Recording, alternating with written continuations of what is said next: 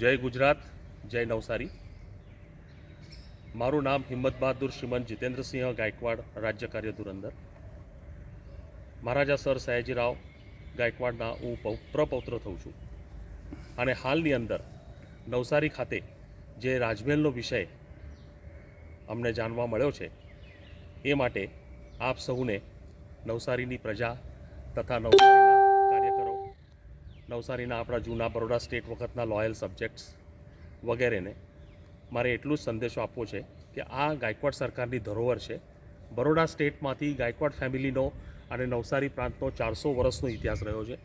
પ્રચંડ ઇતિહાસ છે. અમારા વડવા સર પ્રતાપસિંહરાવ મહારાજની અહીંયા સ્ટેચ્યુ છે.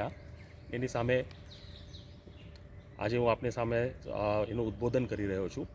તો મારે એટલું જ કહેવું છે કે આ રાજમહેલને કંઈ નુકસાન ન પહોંચે એના માટે આપણે એક સંકલ્પ કરીએ. આમાં 400 વર્ષનો જે ઇતિહાસ છે તે પ્રચંડ ઇતિહાસ છે. આ રાજમહેલની અંદર ટાઉન હોલ થઈ શકે, ભવિષ્યમાં મ્યુઝિયમ થઈ શકે, આની અંદર લાઇટ એન્ડ સાઉન્ડ શો થઈ શકે, આની અંદર ઐતિહાસિક ધરોહરના એક્ઝિબિશન્સ આપણે ઓર્ગેનાઇઝ કરી શકીએ છીએ. હેરિટેજ ટુરિઝમ માટે અને બાળકોના ટુરિઝમ અને એજ્યુકેશન ટુરિઝમ માટે આ બહુ મોટું ડેસ્ટિનેશન છે. રાજમહેલનો પરિસર ખૂબ મોટો છે. આજે રાજમહેલની અંદર કોર્ટ ચાલી રહ્યો છે એટલે આપણને પરિસરનો આઈડિયા આવતો નથી, પણ એ પરિસરમાં સરસ બોટેનિકલ ગાર્ડન થઈ શકે. સકારાત્મક આપણે ઘણી બધી પ્રવૃત્તિઓ ત્યાં કરી શકીએ અને એના માટે જે કંઈ કરવું હોય કે જે કે લાગતા વળગતા અધિકારીઓની સમક્ષ આપણે રજૂઆત કરવી હોય તે શિસ્તતાબદ્ધ આપણે રજૂઆત કરી શકીએ. એડવોકેટ કેરસીભાઈ દેબુ છે, આર્કિટેક્ટ માધવભાઈ દેસાઈ છે, તેમજ એડવોકેટ સુળે સાહેબ છે. આ બધા લોકો મુરબ્બીઓ તેમજ ઇતર નાગરિકો જે નવસારી સ્ટેટના છે કે જે નવસારી પ્રાંતના છે કે જે બરોડા સ્ટેટ સાથે સંબંધો રાખતા હતા. પારસી કોમ્યુનિટી છે, વૈષ્ણવ કોમ્યુનિટી છે, પટેલ કોમ્યુનિટી છે, પાટીદાર કોમ્યુનિટી છે, ઇવન કંસારા અને મિસ્ત્રી કોમ્યુનિટી છે.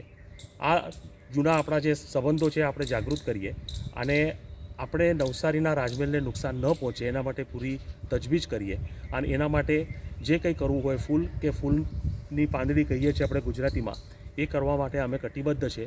આપની સમક્ષ અને આપની સાથે અમે ઊભા છીએ, અમે હાજર રહીશું. જેવી રીતે નવસારીની પ્રજા ગાયકવાડ સરકારને 400 વર્ષથી સાથ આપતી આવી છે, તો આજે અમારી નૈતિક ફરજ બને છે કે ભાઈ નવસારીની પ્રજાની સાથે આ વિકટ પરિસ્થિતિનો સામનો કરવા માટે આપણે ઊભા રહીએ. એટલું કહીને હું મારું ઉદ્બોધન પૂરું કરું છું. મીડિયાના મિત્રો તેમજ પ્રેસના મિત્રો સૌને મારા પ્રણામ. અને આ આપણે શાંતિપૂર્વક આનું રજૂઆત આનેથી ઉકેલ લાવીશું એની મને પૂરી ખાતરી છે. ઇતિહાસ આપણો બહુ જ પ્રચંડ છે. હાલતે કાળે પ્રચંડ છે અને એમાંથી કંઈ સરસ નીકળશે એ મારી હું મેચ્છા રાખું છું. ધન્યવાદ. જય ગુજરાત, જય નવસારી.